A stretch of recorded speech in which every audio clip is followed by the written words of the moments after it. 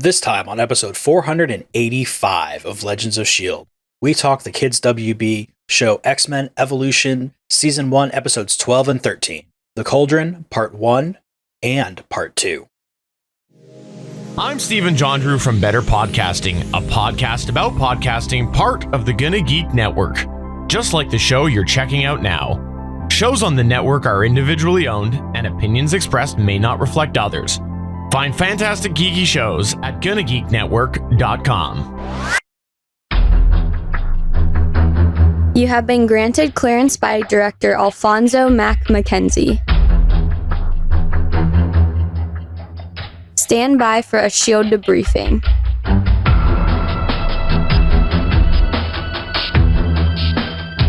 All information to be discussed here is classified and may only be discussed among agents granted clearance by the S.H.I.E.L.D. Director.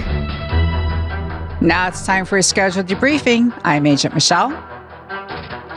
I'm Agent Chris. And I'm producer of the show, Director SP. Welcome to Legends of S.H.I.E.L.D. This show is recorded on Saturday, September 30th, 2023, live from the Legends of S.H.I.E.L.D. studios and broadcast Bayville-wide. Come and join our live chat as we record. And if you didn't already catch on to it, we might, just a little bit, like talking about Marvel. Because of Magneto's hair salon. If you think that you need some cool hair like Magneto, you should go over to our website at legendsofshield.com and see if we can hook you up with some contact information there. If you'd like to talk about what style Magneto should give you, you can leave us a voicemail at 844-THE-BUS-1. That's 844-843-2871. If you've recently gotten a cool haircut or shaved your beard into a cool shape or something, make sure to show us over on our Discord server, which you can find at GonnaGeek.com/Discord. And remember, Legends of S.H.I.E.L.D. is a proud member of the GonnaGeek.com network. Yes, the GonnaGeek.com network. We are a part of them, and they are a part of us, and we are all happy and glad, and a big network.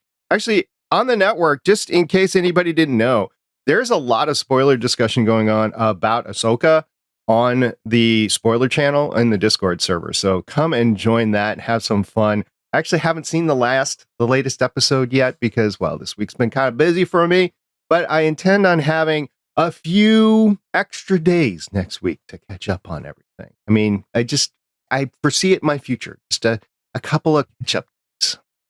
Is that one of those shows about the Star War? Yeah, the singular war in the stars, yes. All right. In the meantime, we are talking about X-Men Evolution in this really penultimate lead-up podcast to Loki Season 2. There's no really correlation of the two other than that we're going to be talking Loki next week, so catch that next week. In the meantime, we have the finale of Season 1, X-Men Evolution. You guys ready? Yes. We need to talk about this one.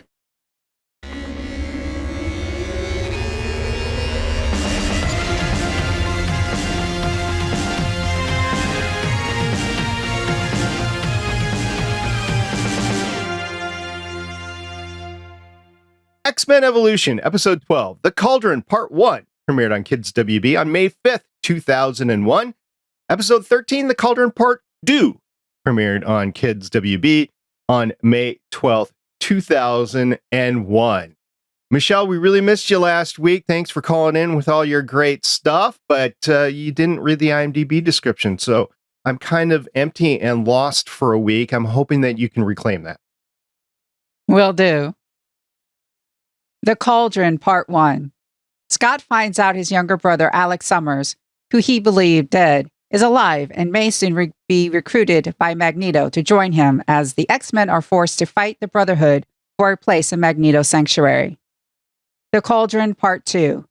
Magneto holds multiple battles to find out which mutants are worthy of joining him on Asteroid M, where Magneto offers to greatly strengthen and increase the mutant abilities of the winners to their full and maximum potential. All right, we'll start with first thoughts. Chris, what do you think? I had to watch this one without Kaylee, and I'm not sure, really, if I'm going to tell her that she should make sure she watches it before we start up Season 2. Fight fight, fight. That escalated really quickly. And I'm not talking about the escalators in an apartment store. I'm talking about the story just kind of ballooning and elevating out of really nowhere. Okay, so let's talk about this. Where did this asteroid come from? Well, I mean, did he just like mentally grab a metal-based asteroid out there and pull it in and then keep it over the pole? Or was it there? Or what? It's just there. It's like one of the layers in Scooby-Doo. It just appears out of nowhere. I don't get this world yet. It doesn't seem as though people know about mutants yet. There's no people picketing about mutants shouldn't exist or we need to regulate mutants. So the need of Magneto to form this asteroid, which I think would be on someone's radar, like all of a sudden things are missing. We've got this mass orbiting the Earth that countries are probably calling each other up about. Did you put that there? No. Did you put that there? No. Who did that? If anything, he's drawing attention to mutants, and he's saying that mutants and humans can't coexist. But throughout this season, we really haven't seen that. We have seen him dividing these poor kids into these two groups. He's basically saying mutants can't get along with mutants. The entire point of Magneto in the comics, and I mean, quite frankly, every other X-Men franchise property there is that he is the more militant side of mutants need their rights, and mutants need to be people too, and we're going to fight to make sure that that happens. But that's coming from a place of he's been on the wrong side of government policy and social policy before and everything. And so it's been understandable because he has had to fight back to make sure that mutants could have the rights of regular humans and stuff. And this Magneto seems to be more of the oppressor in it instead of the oppressed. And oppressed Magneto is cool. I've got no issue with oppressed Magneto, but oppressor Magneto is at least just as bad as the people he's always fighting against in every other iteration of X-Men. This Magneto, I think this is the first time we see him maskless. I'm pretty sure this is the first time we've seen him without the helmet. Here, he gets a name, right? He gets the Magneto. We finally understand the name. There's some untold history. And I'd like to say I know what the history is between Magneto and Professor X because of other things that we've seen. But in this universe, no idea exactly what happened. I mean, you get the Scott Alex jumping out of the plane, the fire for the parachute. That's relatively the same, but you just don't know about Magneto's history here and why exactly they're differing or they're apart or, you know, whatever's going on between the two. You don't know, but at least you finally get Magneto as like the big bad. And unlike the X-Men 92 series, he is the big bad, probably as a result of the X-Men movie that came out right before this came out. But I don't know if you can watch this show with the assumption that everybody has seen the movie. No, you can't. It was just the way that Marvel was going at that point in time. I know. And we are in a weird spot here because we're watching it completely devoid of any context we have in the real world. So us watching it, you know, I mean, the movie, we know it exists. That's about it. So Magneto here is just really... Wait. You've never seen the movie? No, I've seen it. Okay. But, you know, we're not watching it with the movie in mind. No, we're not.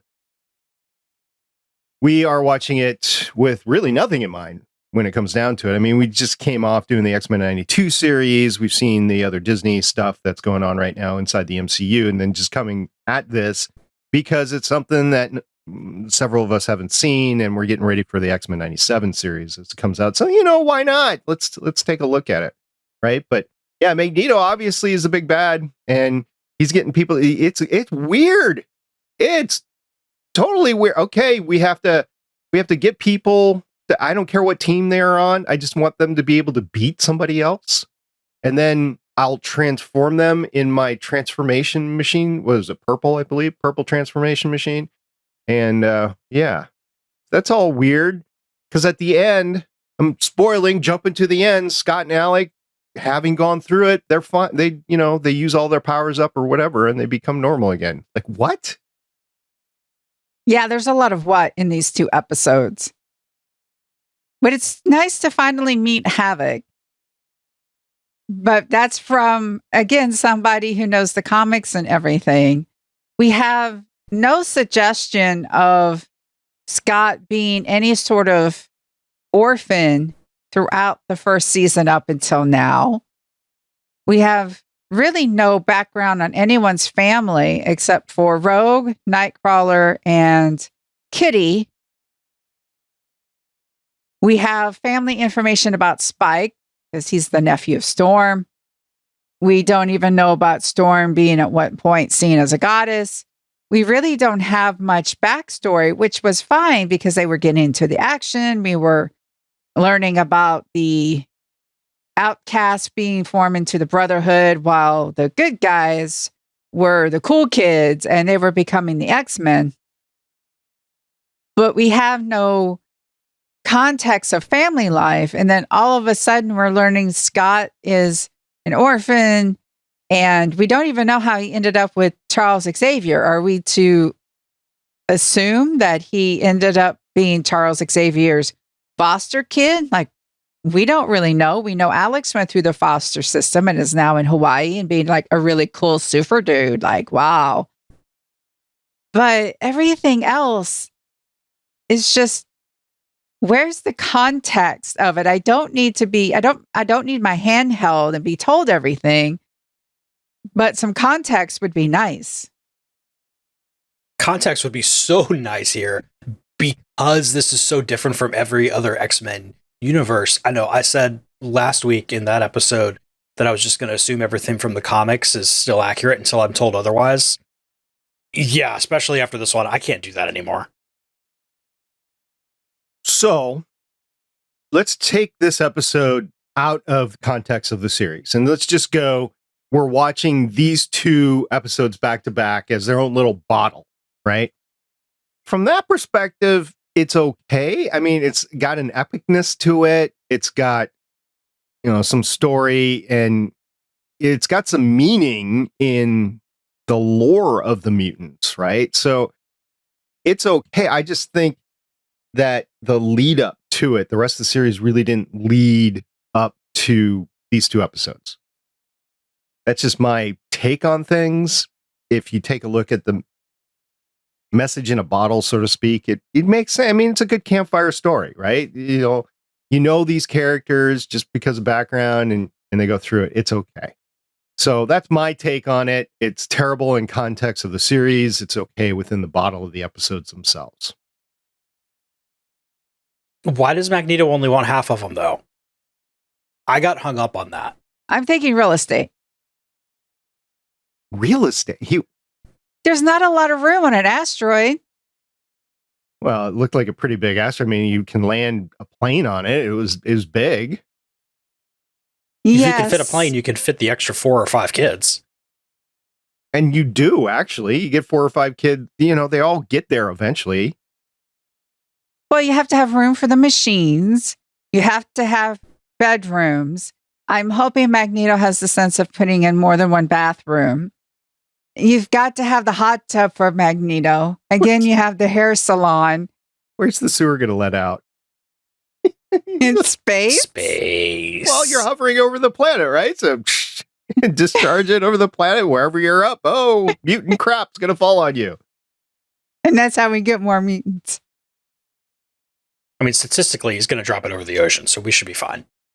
Then we get mutant fish and dolphins. And that's how octopus have gotten so smart. That's how we get Aquaman. Yes, I know. I just crossed the streets. So, so I really feel for the production team with these 2 episodes because they took one hit to their budget making these 2 episodes. Just think of it, like the billion of dollars. I'm just going to categorize it as between $1 and $10 billion for the development of the XM Velocity.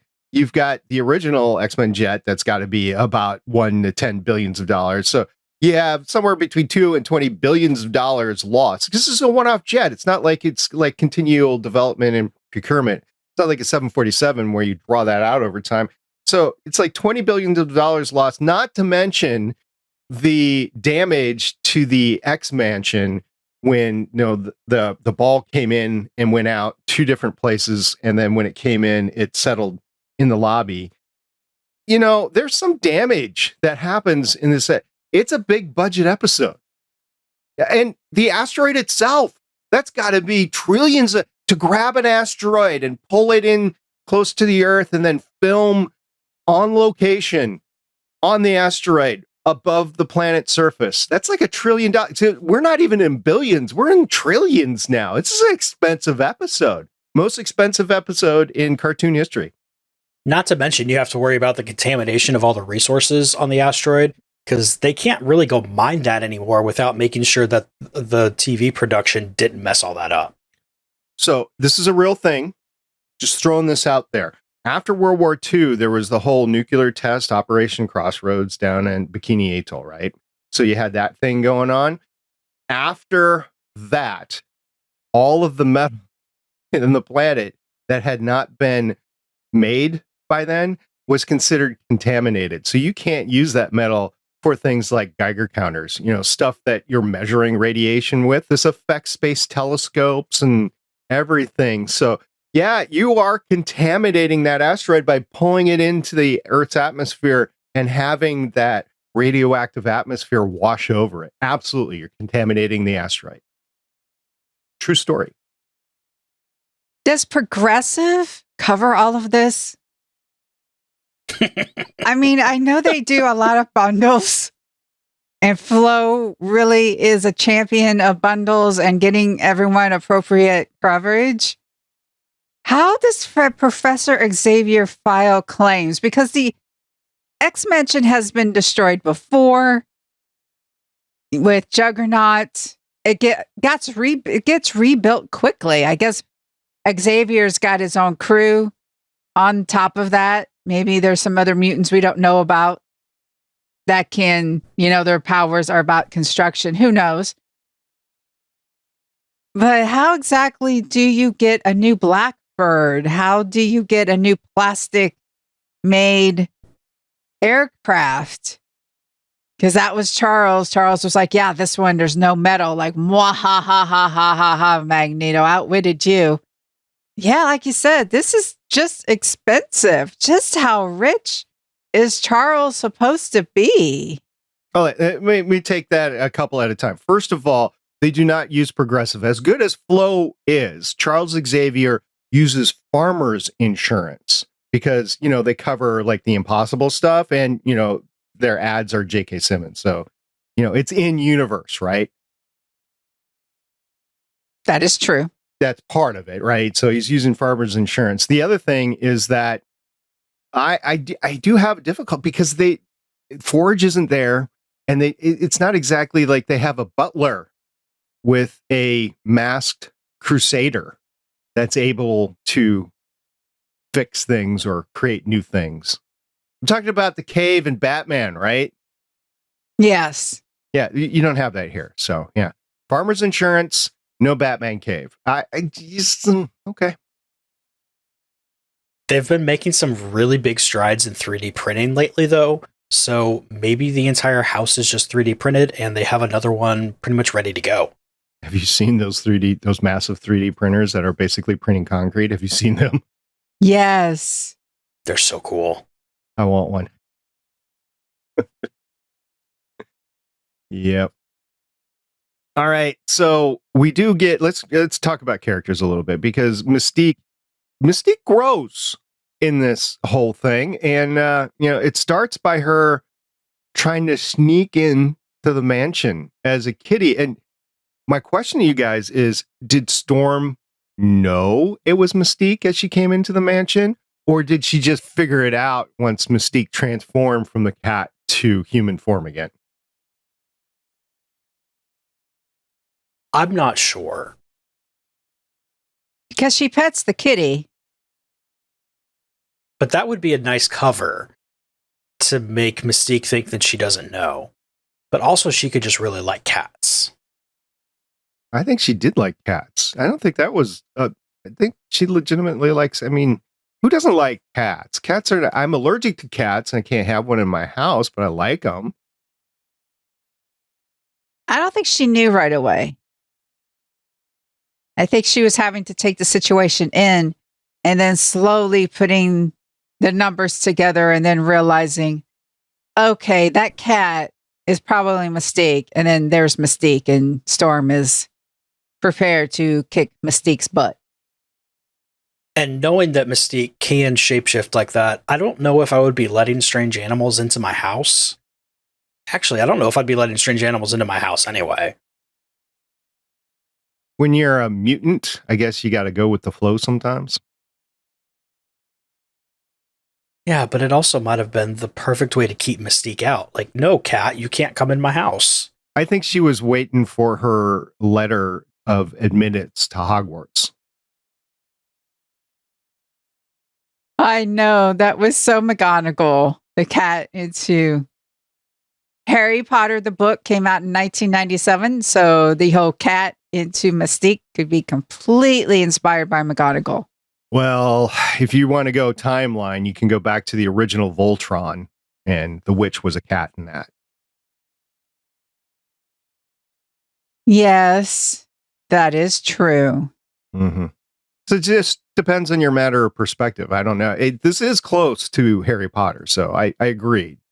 And J.K. Rowling has said herself she has never read a sci-fi or a fantasy in her life. She just magically pulled this out of her butt. It's magical, I guess. I'm going to sidetrack here. I think I'm going to get a couple new inflatables this year to decorate the lawn. And one happens to be this beautiful inflatable Hogwarts train. It's $300, but it's beautiful. So I might get it. Has nothing to do with this episode whatsoever. I'm just saying, I think I'm going to get it. So be prepared to watch my shoals rolls and see what the yard looks like with this inflatable, majestic train. And it looks pretty cool. I'll send you guys a link afterwards. All right. So, Chris, I mean, is there a matter of trust within the mutant community? I mean, their trust is just weird. Like, Alex meets Magneto first. Okay, Magneto must be right. Presumably, Scott met Charles Xavier first. Charles must be right. A lot of times, especially in kids' stories, you have, like, the person that you met first in this conflict, they are the good guys. And just for no other reason than you get their information first. So Alex is going up there just, oh, Magneto just wants to talk to y'all.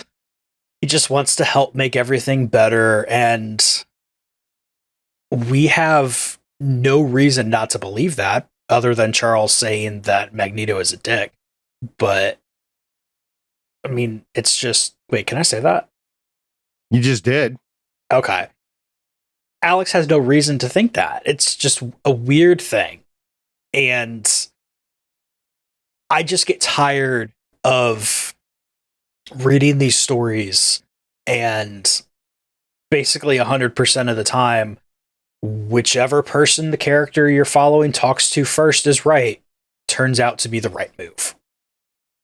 So they have explored that idea earlier on in the season with the whole Rogue thing. They've explored it. It wasn't direct to this, but they've explored that concept, right?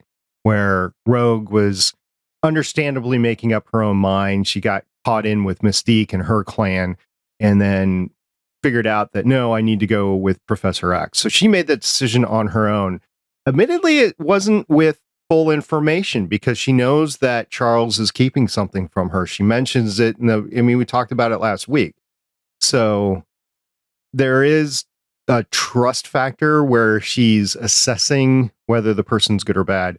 But, who's right and who's wrong? That's a crux of all mutant stories, no matter where you go, right? So I can't blame Magneto, but in the context of there's humanity that's against them, and they don't have that yet, as Michelle pointed out earlier on. So I don't know. And with Rogue, part of the crux of her entire story is that she's had this conflict. So she's really, I think, the exception that proves the rule here. So we do get some things answered here. The stereotypical superhero battle, who wins if they fight whoever, right? So we have Mystique and Storm wins that fight. So we got that one, right? We got Scott really didn't fight anybody. No, yeah, Scott and Alex just kind of jumped into the thing together to go have brother fun. Right. So then you're left with the rest of them. You're left with Nightwing, Rogue, Kate Pryde, and who's the other one that they have with them? There's 4 of them. But then there's Toad and Avalanche and Blob. Right. Was it just 3-on-3? I thought it was 4-on-4. Oh, no, Spike was there. And Quicksilver. Yeah, Spike and Quicksilver. Quicksilver. Yeah. And then Wolverine and Sabretooth. Yeah, so Sabretooth wins, but just because Professor X tells Logan to lose. So we don't get an answer to who's best between those two. We do get the Blob versus Kate Pryde, and the Blob wins because Kate passes out. Why did Kate pass out? Why? I don't understand. She went through the Blob and got blobified, and then she's gone through a ton of stuff. I don't buy that. I know that that's what they were trying to say, but I don't buy that. Blob passed out, and as she was phasing through him, she went through him, and going through him was so disgusting that she needed to take a shower. So then she passed out. Because they both technically lost. Yeah. But I guess my point is, I don't think Kate Pryde lost. I don't either. But according to Magneto, you have to be standing at the end. Yeah. I just feel for Toad. I think he just made up that rule so that he could keep Alex and Scott. Yeah, let's face it, it was all made up. There was no rules that were stated. And Mystique was upset. Mystique was like, I can't believe he wants me to prove myself after all I've done for him, which is true. She's been your right-hand person for who knows how long. You did something to her kid, yet she's still there, being your top employee. You would think after being employee of the month for several months would get you a spot in the asteroid automatically. So at the end of the day, you have 3 mutants that have gone through the transformation that have stuck, because Scott and Alex's transformation did not stick for whatever reason. I still am fuzzy on that. But you have Magneto himself. He went through, he said he got transformed. Sabretooth transformed. Mystique transformed. Those are the 3 mutants that got transformed, all on the axis of evil's side and not in the X-Men side.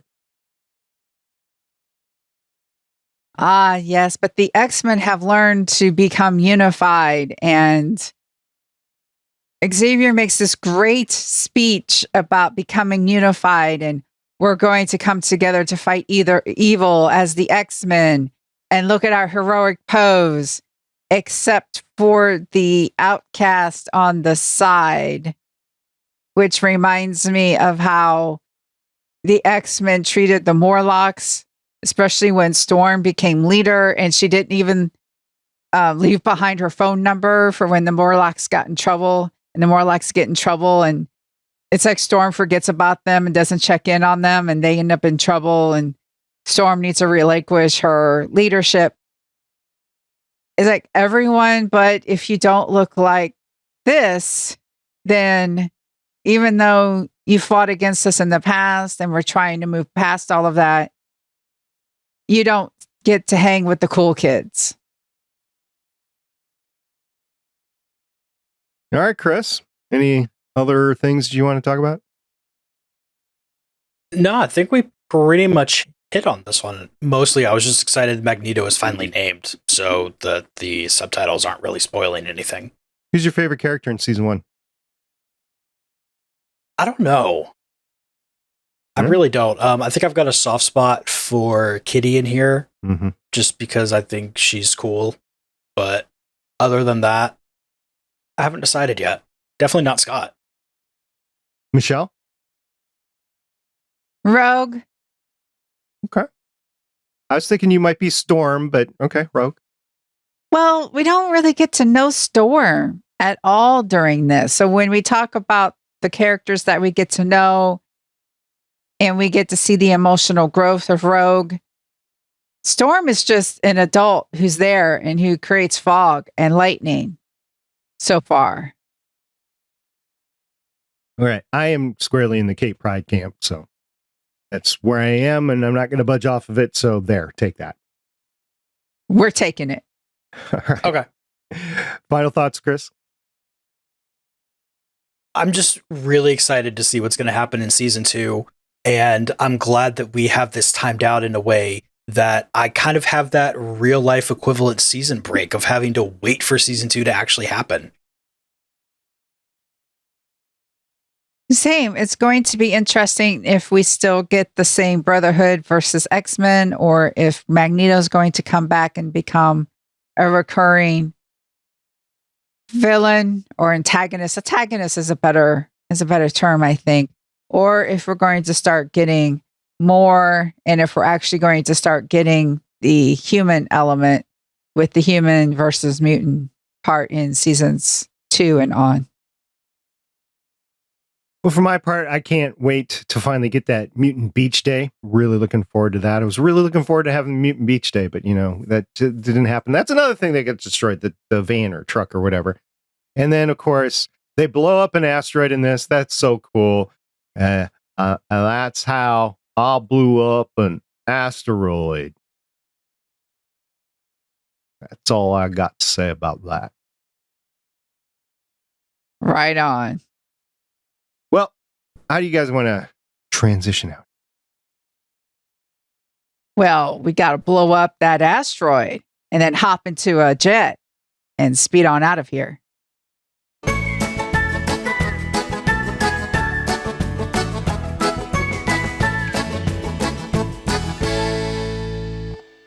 We got Loki season 2 coming up next time. That is going to be fun. For those watching us live, we will not be recording at our same time. We will be recording later on Sunday afternoon. That is due to a personal commitment from me. So hopefully the writer strike and the SAG strike will be over by then. I don't think so. And if not, we will not have Lauren with us. She is not with us today because of personal reasons. Nothing bad. She's just traveling and couldn't be with us. So next time we're looking forward to Loki. And if you have any thoughts on Loki season 2, you have until Sunday morning, basically, to get that to us. You can call us on our voicemail at 844-THE-BUS-1. That's 844-843-2871. You can also send us an email at legendsofshield@gmail.com, or you can go ahead and hit us on the social medias, Discord, our X account, whatever, and get to us. We really appreciate it. And thank you for sticking with us through this season 1 of X-Men Evolution. It's been fun watching Saturday morning cartoons, literally on Saturday morning. Thank you very much again, all of our listeners, for sticking with us through thick and thin, and for our Discord members having really cool discussions about all things Marvel. Yes, every time that you listen to us, it's a present to both of us, because you get to hear our thoughts, but we also know that people want to hear our thoughts, so we get to do that. And if you want to hear more from me, there's Playcomics, which should have come out last week, but there was a sudden case of onset sickness that we're not sure what it was, but we're fine. Probably food poisoning, because it was gone really quickly. I really hope it wasn't the bulgogi. Still need that story, Chris. So we're trying to decide where to go for my birthday dinner. And I decided, okay, let's go get Korean barbecue. I know we've got a few places around here. So we look it up, we get to the restaurant, and then we realize neither one of us knows how to eat this food at all. So Kaylee's came, like nice rice bowl thing. That was pretty obvious. Get the chopsticks in there and go. Meanwhile, I got a side bowl of rice and basically a cast iron skillet of meat. And I'm just looking at it like, okay, am I supposed to mix these up or just eat them or what? So I just kind of grabbed stuff off the plate and ate, and it was really good. Okay. I was hoping it was better than that, but. Also, I was really dumb and got spicy, and I hiccup when it's spicy, and it doesn't take much spicy to get me to hiccup, so there was lots of hiccuping involved. Apparently, on Tuesdays at my work, it's Korean Tuesdays, so there's a Korean restaurant right near where I work, and I stupidly went with them one day, and they had a whole bottle of the sauce, and they were just pouring it on. I was not that stupid. I took a little bit and put it on my tongue and was like, oh my gosh! So I'm glad I didn't throw it on there, but I do not join them for Korean Tuesdays anymore. Just out of safety protection. It's hot. If you don't know what I'm talking about, it's hot. Go try for yourself. Trying the food from other cultures is a wonderful experience. It definitely is. All right, that's it for us for this week. See, Michelle is thinking about food right now, so I'm going to depart now. See you guys next time. Bye. Bye. Bye. I am kind of hungry. And yes, Michelle, I did use chopsticks. Thank you for listening. If you want to leave us feedback, go to gonnageek.com and you will find all our contact information and other shows. You can also visit legendsofshield.com where you'll find our complete archive of podcasts. The music heard on this podcast is by Kevin MacLeod, found at incompetech.com, and also artists on pond5.com and audiojungle.net. The opinions heard on this podcast are those of the individual hosts and do not represent Stargate Pioneer Productions, Legends of S.H.I.E.L.D., or Gonna Geek. Agents of S.H.I.E.L.D. is the property of the Disney Corporation, Marvel Studios, and ABC. No infringement is intended.